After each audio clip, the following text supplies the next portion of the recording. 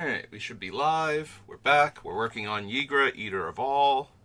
I have a thing to do in a little while, so we're going to just pop right back into it.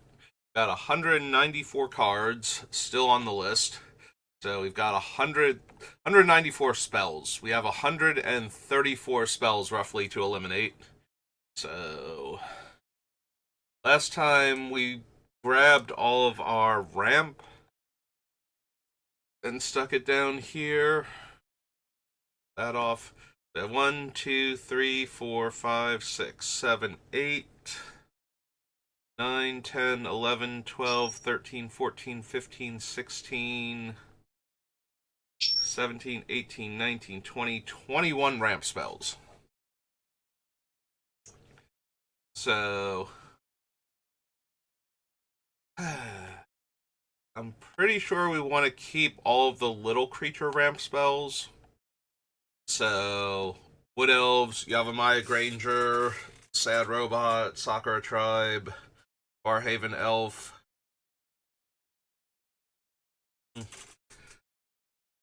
Burnished Heart is 2 lands.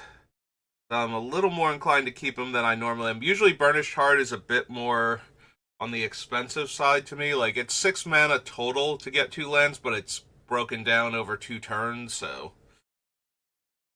it's usually not too bad. If we don't keep the things...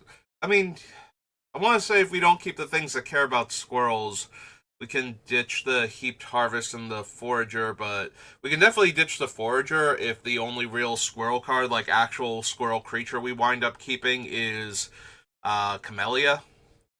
But if we wind up keeping a lot of the Squirrels Matter stuff, then we're probably gonna definitely have Camellia and Shatterfang. If we're like, Camellia makes the deck almost by herself, like we don't need any other squirrels. It's just every time we sacrifice a food, which is literally all of our creatures, we get a squirrel token that is also a food that we can, so we can always sacrifice that squirrel token and get a replacement squirrel immediately. So, in fact, does Camellia go infinite mana production if we go back and add in the 2 that I'm trying to avoid because I run them in every single Aristocrats variant deck I ever build? Probably. But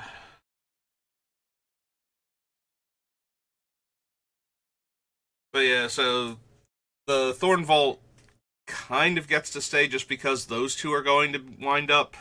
Like, Camellia stays no matter what, and Chatterfang, as long as we're making tokens, Chatterfang is probably going to stay. So being able to tutor those 2 is probably too good.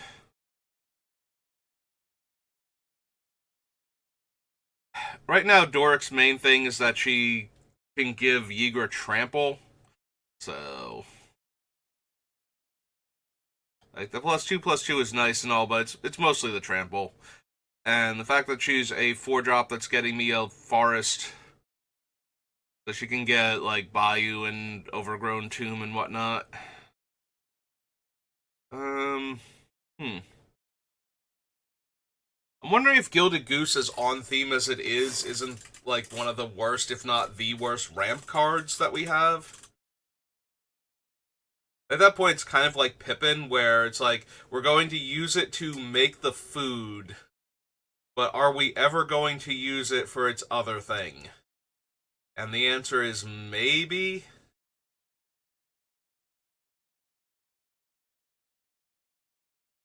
It's almost disappointing that it has to tap for sacrificing a food to add mana, but obviously it would get really out of hand if you could generate enough food, and we can generate enough food, so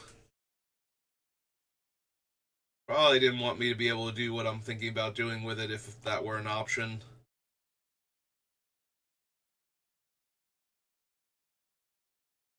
Yeah, damn, all the ramp cards are good right now.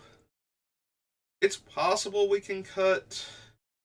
So the weakest ones I think right now, I think, are Search for Tomorrow, Heaped Harvest. I think those are the two weakest.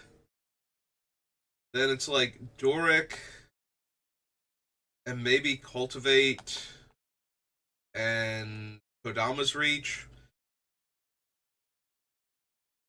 Sad Robot a little bit at that point. We do get to draw a card off of sacrificing him though, so that's a lot more value than normal.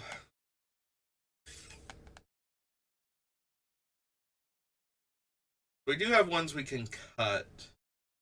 Honestly, I think Search for Tomorrow is the weakest one. I think we have plenty of ramp, so if that's the weakest one, I think we just cut that one now. Get it off the list, so I feel like I accomplished something with the sub list here. And then we'll have to figure it out from there. 193, clear that off. Yeah, the biggest problem here is I have not narrowed down my focus yet. It's like, do I want to punish the opponents for me gaining life? Do I want to be a strictly aristocrats build where I care more about sacrificing my stuff? The problem with that is that I'm always going to sacrifice stuff regardless of whether or not we are an aristocrats build. Alright, so what if we did focus on that? What if we focus on when I gain life, opponents lose life, but we keep the aristocrat stuff that drains the opponents because we're going to be sacrificing things anyway.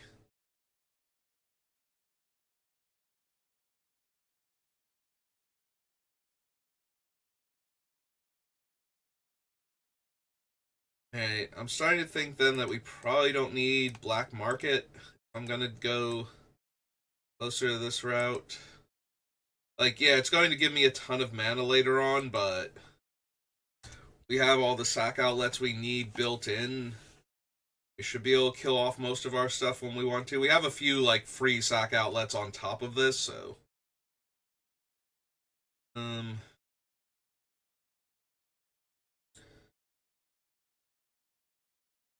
Vault. The Disciple's not gaining me life, so I wonder if we keep that or not. Because any of the ones that are gaining me life are going to be killing the opponents a lot faster if we keep, like Veto, and we kind of have to add in the Black Glimmer from Dustborn, because I'm pretty sure if that's the strategy, that's an auto-include that we don't currently have.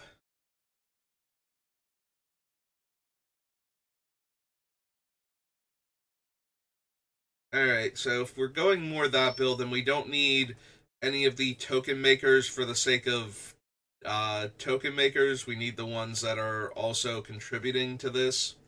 So we don't need, like, Deranged Hermit or any of those anymore.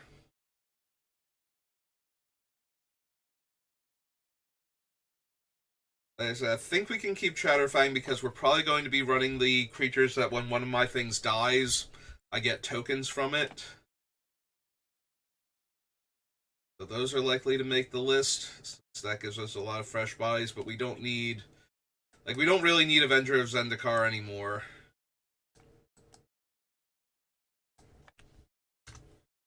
It's a ton of fodder all at once, but I'd rather... I feel like we want to grind more than we want to do, like, a huge burst, normally.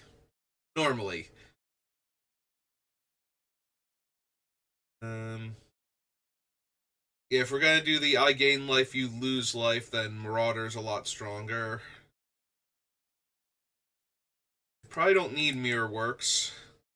Yeah, we probably don't need the stuff that cares that my creatures are artifacts if we're going this route. Blood Artist stays, Burnished Heart. Courser gains me life, but it might not be good enough. Siege either gains me life or buys me back my dead creatures. So for right now, that can stay. It might still get cut because it's not strong enough, but Defiant Bloodlord is on theme. I don't think we need the Abomination anymore. We have other card draw. so he's not essential. Zulaport and Sifter stay for right now. Marionette Master isn't gaining me life, so if we wind up cutting... If we think we're going to cut the Disciple, we cut Marionette Master first. Heroic Intervention, Requisitioner, Manglehorn, Razaketh. We probably don't need the Journey. We actually probably don't need the Pattern either, honestly. But Pattern at least tutors for the creature. Since we're going to be gaining life, we'll be able to recast Oathsworn Vampire a lot. Maybe I do still want Black Market. You can definitely get rid of all the other stuff I've pulled. I don't think we need any of that for this build, but maybe I do want Black Market still. Thunder can stay. Chupacabra can stay. I think Izoni's I do gain 1 life when I sack a draw. In that case, maybe it's Midnight Reaper that can go. This just makes me lose a life and only triggers off my non-tokens. Let's go put Black Market back for masks. Because I am starting to think that maybe I still want it. Like, it's still generating enough mana in the mid to late game where I might need a ton of mana. So we pop back down here. Too far. Too far. Yeah, there we are. Izoni, Bolas' Citadel, Casualties of War. Probably don't need Dreadhorde Invasion. We have Bitter Blossom. We have a bunch of other things that are going to be making fodder for us. And this one's the most awkward because we have to either sacrifice it on our upkeep in response to the trigger, or we only get a token every other turn cycle. And neither one of those is great. But Gilded Goose, Great Henge, Murderous Rider, Savvy Hunter.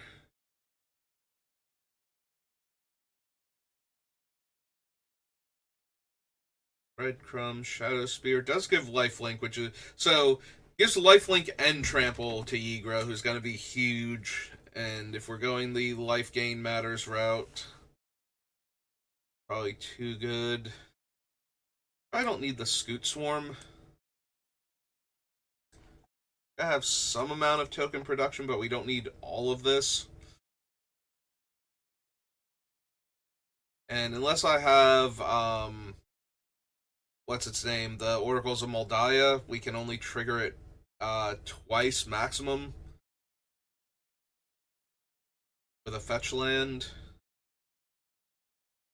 Which, don't get me wrong, Scoot Swarm grows really out of hand really fast if nothing's happening to it. But then one Wrath kills all of my hundreds of 1/1s anyway, and it becomes a lot more relevant to Wrath once I'm at the point where I have hundreds of 1/1s, so I might be able to set up and then suddenly not have an army anymore. And let's be honest, the Scoot Swarm is way more likely to get a Wrath out of an opponent's hand than, say, 4 8 1/1 squirrels or something. Or like 5 sapperlings.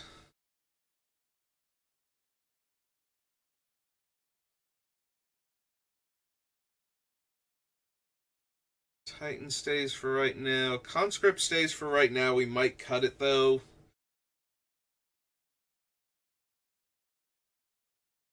Sheoldred, Tear Asunder, Fade from History. Sheoldred's gaining us life.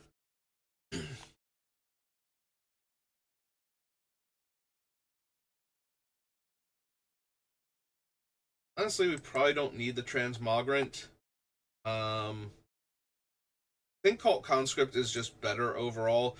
This thing is double black to revive, whereas the Conscript is black and 1. And let's be honest, if I'm sacrificing things the way the deck is intended to, then I'm always going to be able to bring back the conscript also. So the transmogrant's not unique. That it comes back relatively easily. Um, Sarenth is fine, but not essential. I think we can cut it. Healing Wormlet lets us gain a life when an artifact enters, but that alone I don't think is good enough. It getting a 1/1 counter every turn that I can get an artifact into play is better. It having Death Touch is fine, but none of that is... Like, the whole package is not doing much for me, especially now that I kind of know where we're going. Make tokens, make an extra food. Get a rat. Yeah, all of these can stay, I think, for right now.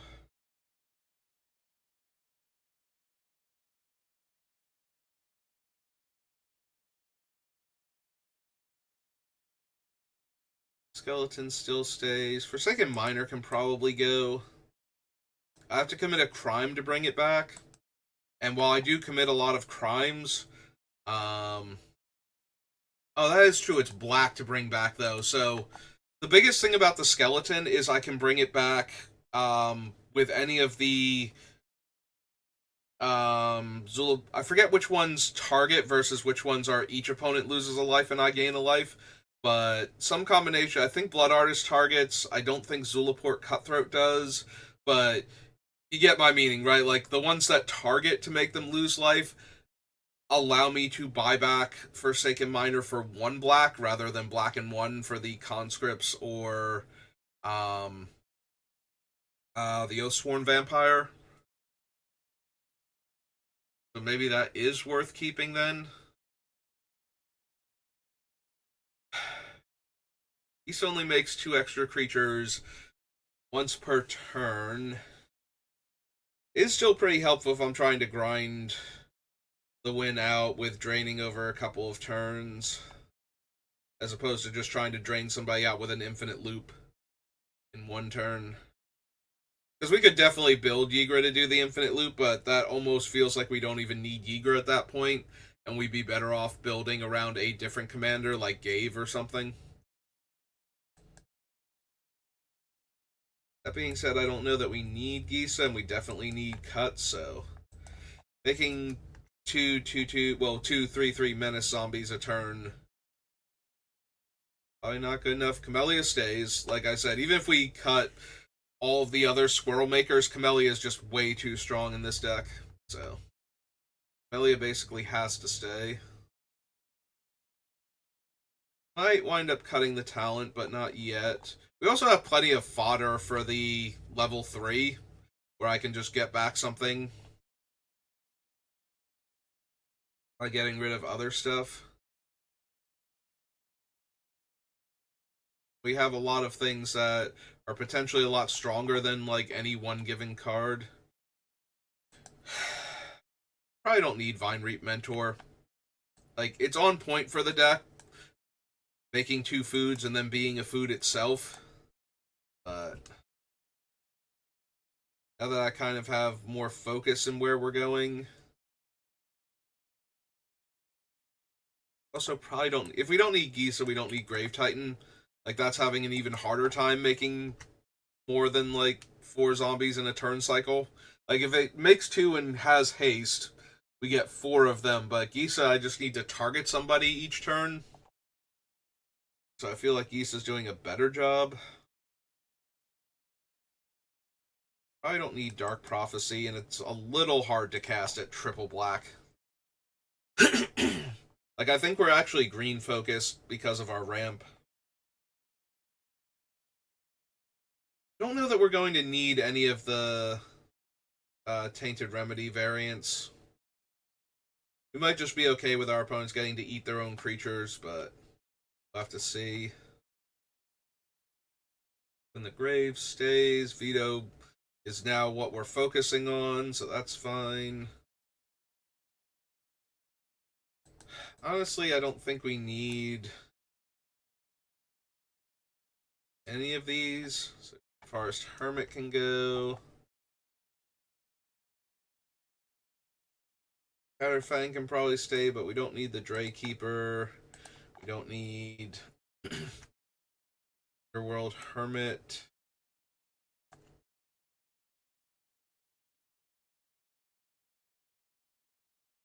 Marionette Apprentice is only loses life.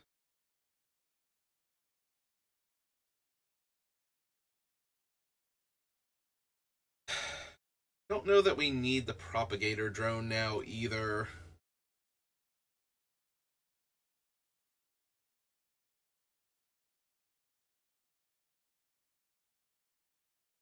Suppose it's fine for right now, because it's still just making O1s. Like, we're getting rid of a lot of the token matter specifically cards.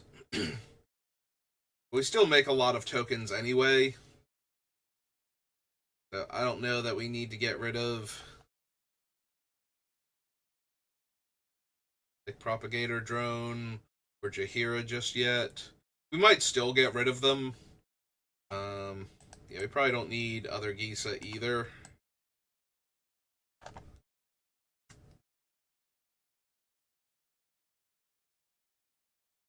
Amalgam, Blightmound, Veinwitch Coven, Druid, Geistcatcher.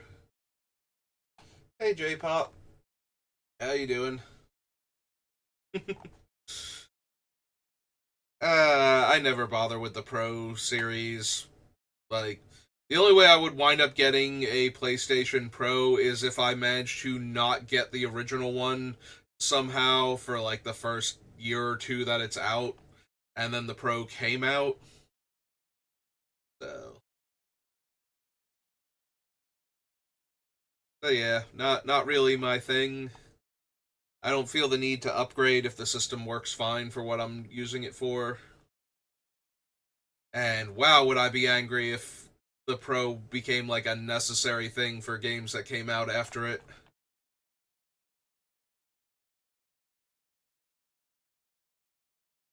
Um, Exile a card from a graveyard and make a food. My foods have all activated abilities of creatures this thing exiled. Yeah, it's probably gonna stay. Plague Drone.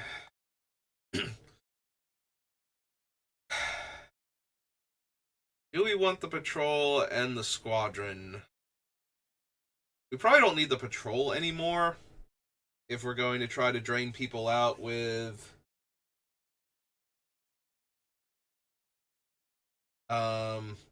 the Sanguine Bond effects. Afflict 3 is a lot, though. That puts a lot of pressure on the opponents. Like, at that point, even if we can't sacrifice anything, we can just attack with everybody. And they're kind of in a bind. Because everything they block causes them to lose 3 life, and then the things die. So it's probably better for them in a lot of cases if my creature just gets through. As long as it's not Ygra itself.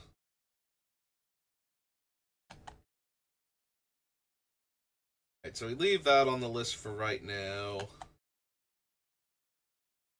All of those are fine for what we're doing. Which of the Moors is fine. Alright, so how many cards did I just... Wait, hang on. I don't think we got Deranged Hermit itself. I don't think we need Deranged Hermit anymore either. Yeah, there's Deranged Hermit. So we cut Deranged Hermit off the list. And that gives us 19 cards. So we almost got 20 there. So 174. Alright, we get rid of all of that. Then we reevaluate based on all the cards we got rid of.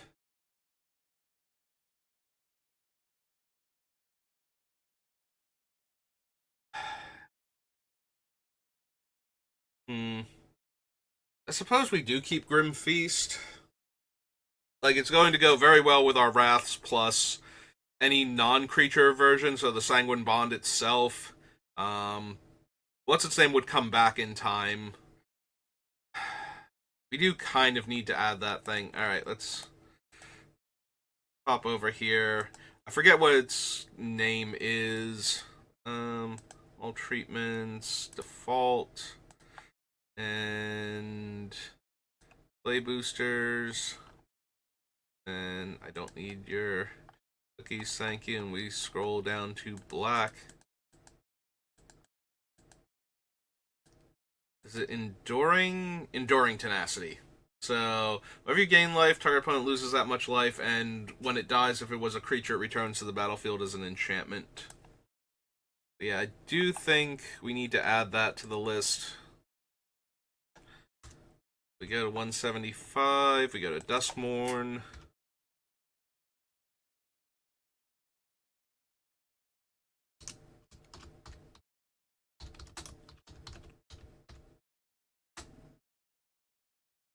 Yeah, usually I don't add cards from the sets that are coming out after, but I think this thing is too on point. Like, it's the most obvious, what do we do when the new set comes out? We are taking a card out to put this thing in, or at least trying it out in the deck. What is it, a 4/3? So I don't think it benefits us to wait. So when I gain life, an opponent loses that much.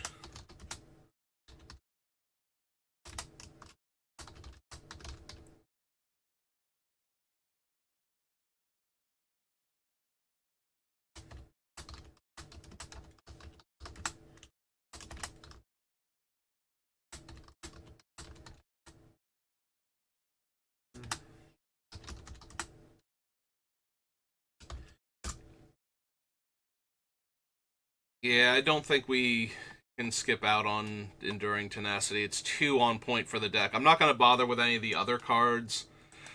Like, there were a few other cards that kind of do the same thing, but I don't think they'd make the deck anyway. There's the one that's, like, sacrifices your stuff and drains the Egotist.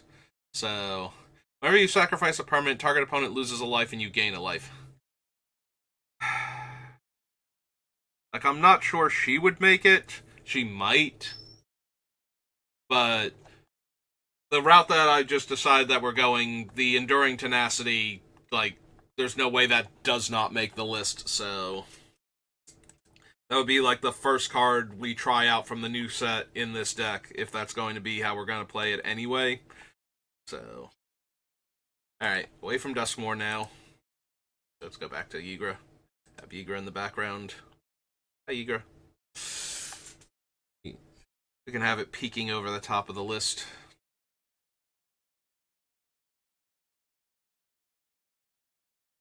Alright, so yeah, I think we need Enduring Tenacity on the list. So Seeds of Innocence can stay. Grave Pact is staying. Survival is staying for right now. Like, we still have a bunch of creatures that we don't mind throwing away to get other creatures from our deck, so if we have enough lands, losing one of the land fetchers in order to get a more powerful creature from our deck is definitely worth it.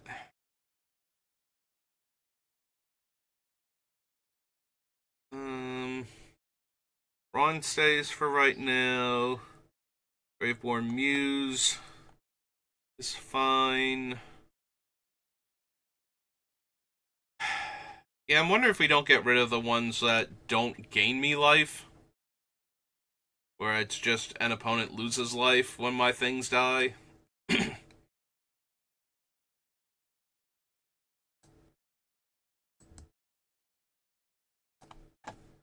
cut the Disciple.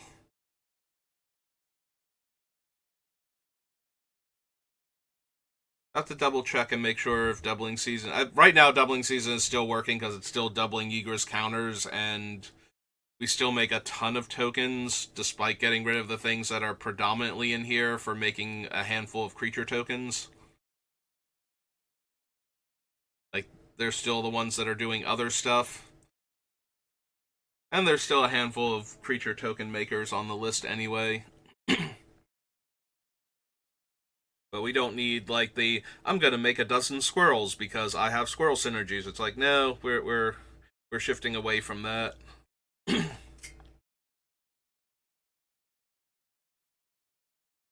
Awakening Zone, Creeping Corrosion, Fangren Marauder gets better with this type of build because now all of my stuff dying gains me 5 life, and all of our opponent's stuff dying gains me 5 life.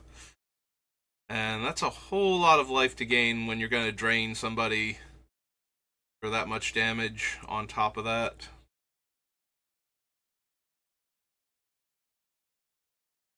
Honestly, the Courser is probably just underwhelming. It's nice that I gain a life for landfall, and I can play extra lands. Well, not... I can play lands off the top of my deck. I don't actually get to play extra lands is the problem. So... Palace Siege is probably just too underwhelming. I like that both modes can be very good in the deck, but...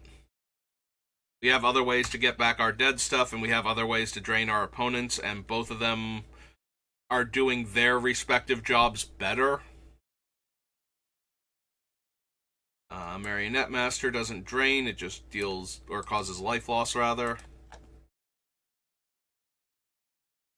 Intervention, Manglehorn, Plunder, Cabra, Tender Shoot. I'll have to see how many Saprolings I wind up running, but I can see losing Slimefoot just because it's too narrow. The problem is that 2 of the things that we have as mana sinks to make tokens if we want to make Saprolings specifically. Slimefoot being one of them, Jade Mage is the other. And we do make Saprolings off of like Necrogenesis and a couple of other random cards. So... First Rider, Savvy Hunter.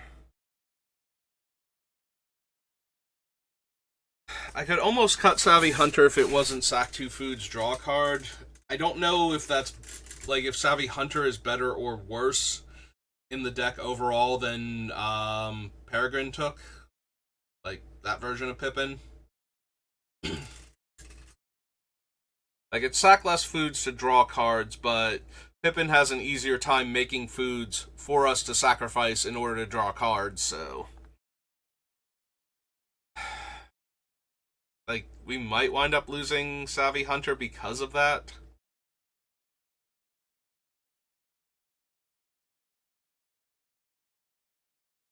Yeah, Bastion's a drain, so it can stay.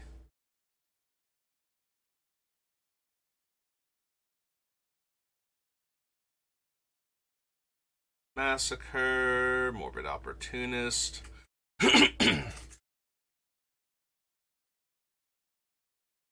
Sholdred's gaining us life. And making opponents lose life, so...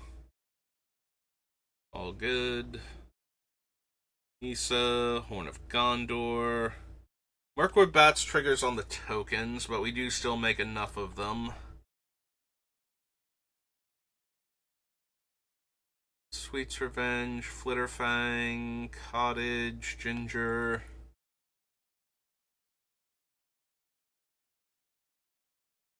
Vein Rippers, Draining.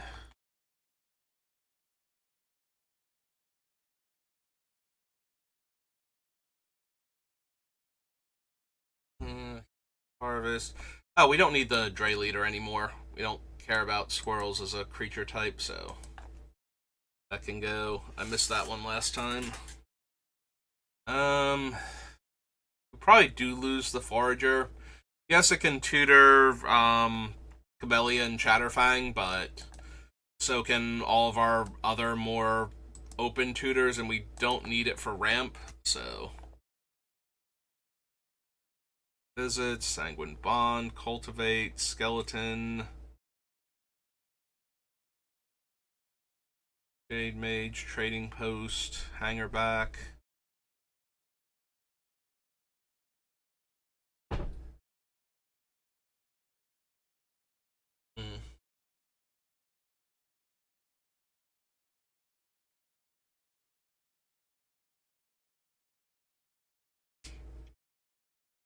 Factor stays, Witness, Oh, Marionette Apprentice does not drain, it just causes life loss. 7 cuts. Obelisk Saga, Black Market Connections, Jaheira.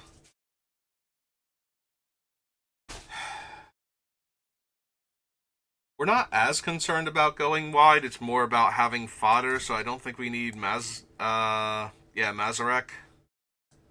anymore.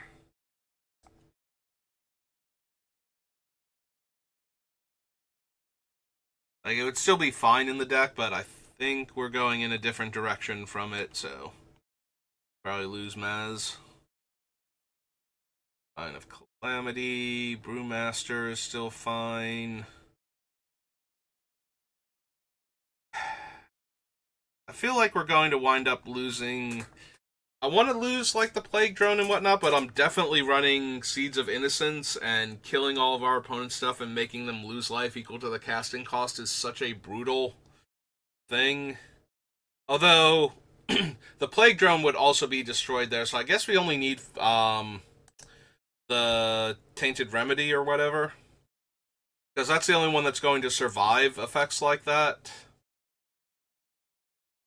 And we don't need them. Like, if we put down a card like Plague Drone with any of the other things, like, nobody's going to sacrifice their creatures to gain life anymore, so that's no longer going to be a thing. It's just stopping them from using that ability rather than punishing them for the creatures having it. And at that point, Karn Great Creator is doing a better job, so. Power Fist, Deathclaw, Atomize, Vending Machine, Galia. Alright, so we copy this. We see how many cards I got rid of now. 9. That would have been the 10th one. We come down here and get rid of the squirrel. And then we cut 9 things off the list. There we go. Or 9 things from this. So we're at 166. Clear all. Alright, a little over halfway time-wise for today. Yeah, Grim Feast might actually make it into the deck if this is going to be our focus, which is amusing to me. I really like the idea of both Ygra and I are going to devour all of our opponent's creatures. All of their delicious, delicious creatures. Just Speed, Phyrexian Arena, Hypnotist is staying, Dawn of the Dead stays. I'm wondering if we can get to the point where Chthonian Nightmare can come in, but first we gotta get rid of a whole lot of other cards and see what the deck looks like. Doubling Season's fine for right now. Imp's Mischief is one of those cards I always put on the list and am always tempted to cut. Like, that's never been a staple for me, but I know a lot of other people really like it in their non-blue black decks. Being able to change targets away from their things into opponent's stuff is pretty useful, all things considered, so. I don't know that we actually need Awakening Zone or the other one. Yeah, they're a bit on the expensive side, and they're not making more than 1 token a turn cycle. So I don't know that that's particularly helpful. I don't think we need the 4-drop one, the whatever it's called. I'm blanking so hard on the name. I don't think we need that one at the very least. Like, the 3-drop one at least comes down early enough from Beyond. The 3-drop one, Awakening Zone, is giving us creatures a little bit sooner that can ramp us. Once we get to like 4 mana, I don't think From Beyond is the thing I need for ramp anymore. But at 3 mana, untapping with an extra mana next turn, it's kind of like Cultivate at that point, in that it will eventually get me another mana after that too. So, Yeah, at that point it's a worse cultivate, but has more long-term utility. So I think that one gets to say, but I don't think we need From Beyond. By the time we get to this point, making one creature every turn cycle is not as helpful as some of the other ones could be. Like, at least some of the other things are cheaper, you know, Bitter Blossom and whatnot. So even though we're only making one per turn cycle, it's getting down a lot sooner if we draw it. And something making a creature every turn is helpful. And having it on enchantment is kind of relevant too, because then it doesn't get swept away by our artifact mass removal. So it being on an enchantment instead of a creature or an actual artifact, probably for the best. But yeah, I don't think From Beyond is necessary at that point. Tunis, Titan of Industry, Conscript. Might not even need the Cult Conscript. Have the Miner. We have the Oathsworn Vampire. We also have Reassembling Skeleton, which also comes back for black and one. Like, the stats on Cult Conscript are not important, really. The fact that it's a 2-1 isn't doing it any favor. The fact that it's a 1 mana 2-1 that enters tapped isn't doing it any favors over a 2 mana 1-1 that enters untapped and can be reanimated for the same amount of mana. When the other thing has no restrictions on when it can come back, and Cult Conscript does require that a non-skeleton died, of which I think there are 4 in the deck total. And we're arguing over cutting one for the other instead of running both. So yeah, I think we can lose the Cult Conscript. I think we have enough other things that come back on their own.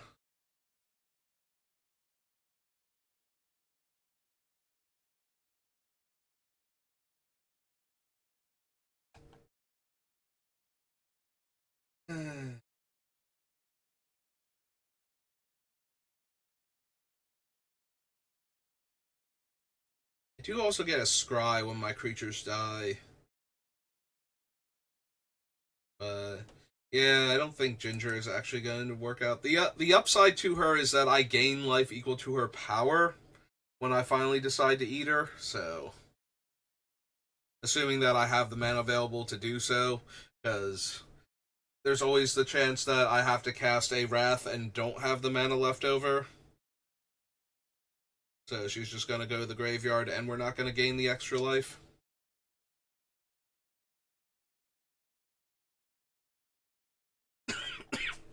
Excuse me. Yeah, we probably lose Ginger. Sorry, Ginger.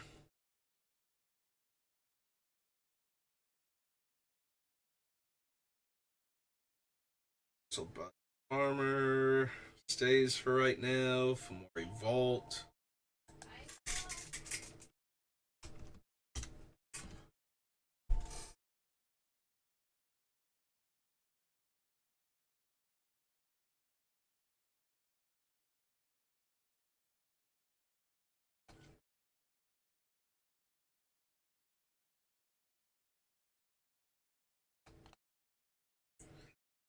All these are fine. We're gonna have to do a card draw sub list. That one figured out, because we do have a lot of different card draw on the list, and I don't think we need all of it.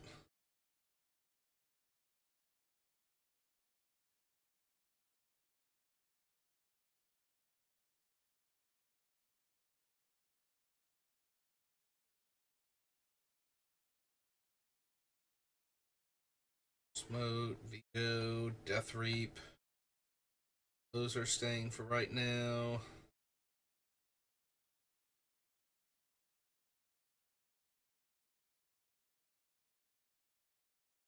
It is possible I still lose the Propagator Drone, but for right now. So, Propagator Drone looks more expensive than Jade Mage, but because we want to be able to sacrifice the creatures anyway, The fact that we can sacrifice it to pay for the one means that if we had the 4 mana to start with, we still have 1 mana left over afterwards. Like Jade Mage is green in 2, this is green in 3. So it still works the same at that point. It's just a little more awkward. If we're light on mana, we can't get it started. Or we have to activate it first and then sacrifice the token for the extra mana back.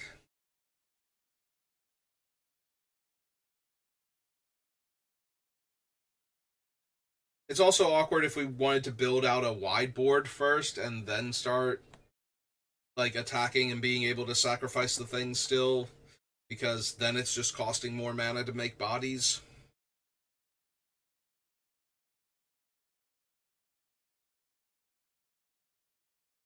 Looking at black market connections, but we do gain so much life potentially that it has to be fine that we have black market connections.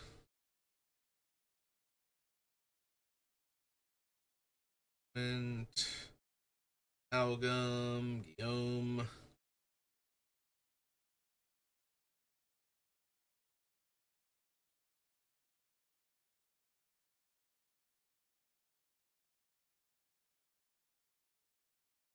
Alright, so we got 3 more off of the list. If there's anything else I'm prepared to cut down here yet. So 163. Clear all this off. Alright, let's start grabbing our actual card draw. Anything that's meant to put a bunch of extra cards in our hand or an extra card every turn.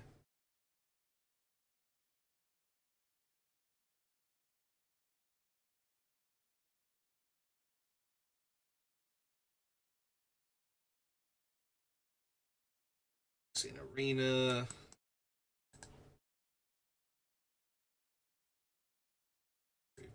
Use.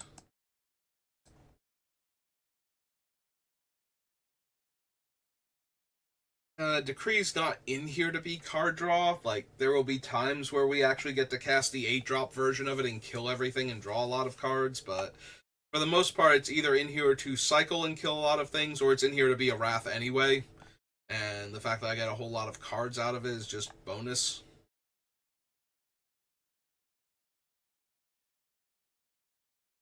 Those are drawing me cards.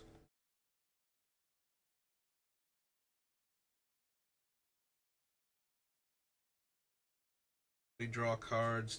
Damnation. No. Oracle of Moldiah a little bit. It's more of a ramp card, though, with our deck manipulation. Yes, it's actually getting the lands off the top of our deck, but by that token, Rampant Growth is getting lands out of our deck, too, and that's not how I think of it. I think of it as a ramp spell, not a card draw engine. Well, it does function as that in a way, because it gets the land out of our decks and gets us to newer cards faster.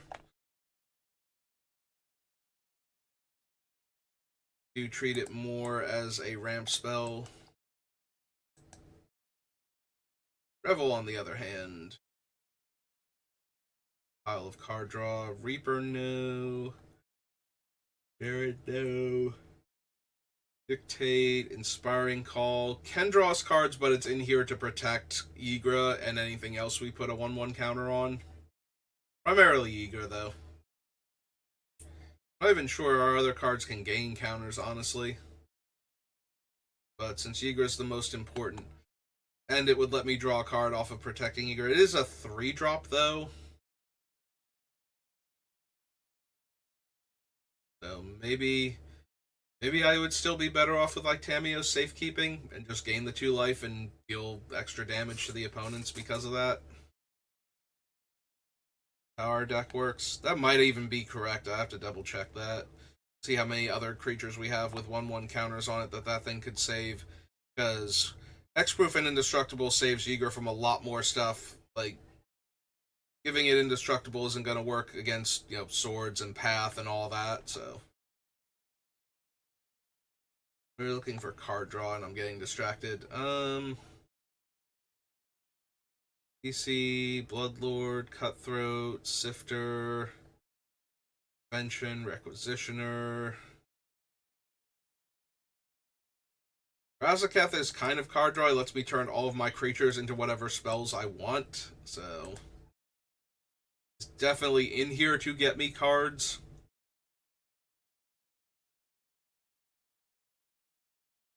And it's definitely more than like a one-shot effect, so Izoni draws cards. Yeah, if Razaketh said sacrifice a creature, pay 2 life, draw a card, I would consider him card draw. So the fact that he lets me choose what the card is just that much more.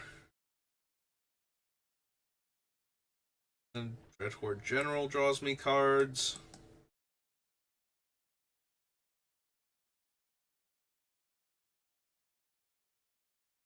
The Great Henge is in here to draw me cards. And it's one of the ways to get counters on my stuff. Trail of Breadcrumbs is in here to get me extra cards when I sack my food, so.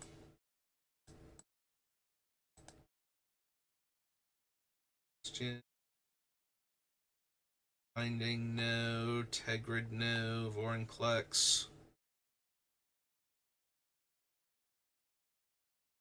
Heathook Morbid is in here to draw us cards. 10.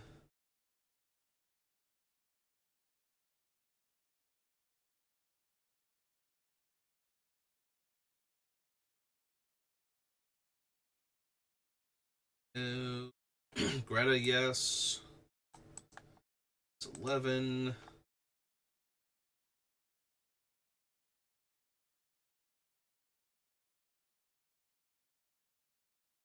Yeah, Flitterfang just gets a bonus. It doesn't draw me a card. Bristlebud. Lets me sack food to get a permanent out of the top 3 cards in my deck.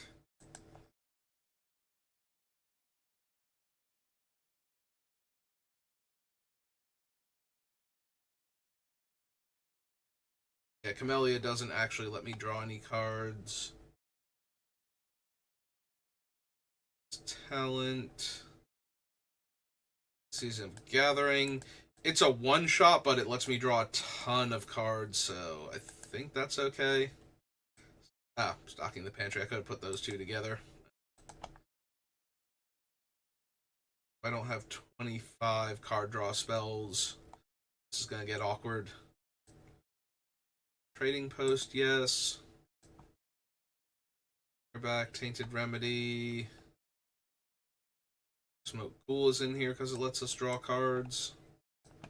It's coming back to let us draw more. Ritual, yes.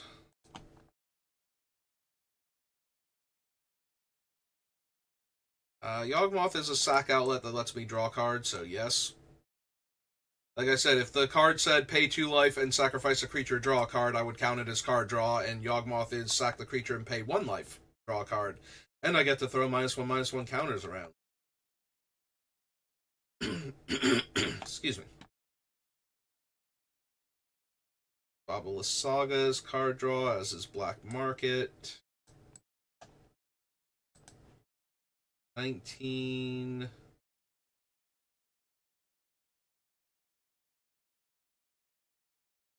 These are letting me draw cards.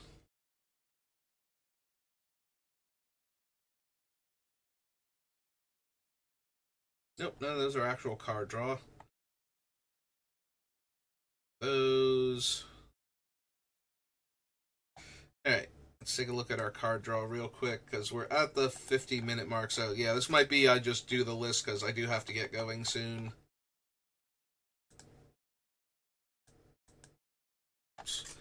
Not do enough spaces, and we want to do card draw. Necropotence is not technically, but it puts a bunch of cards in my hand, so good enough. Alright. Graveborn Muse, Revel, Razaketh, Zoni.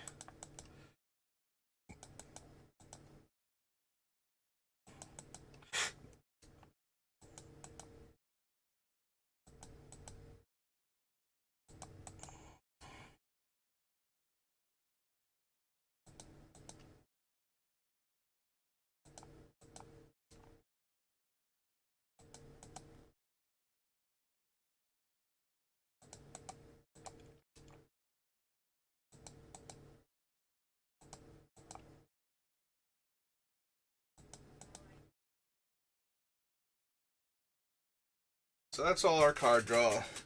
Alright, I do have to get going soon. So we're going to call it there for right now. We'll pick up next time and figure out if we can cut any of our card draw spells. But thank you for watching, and I will see you next time. Have a good rest of your day.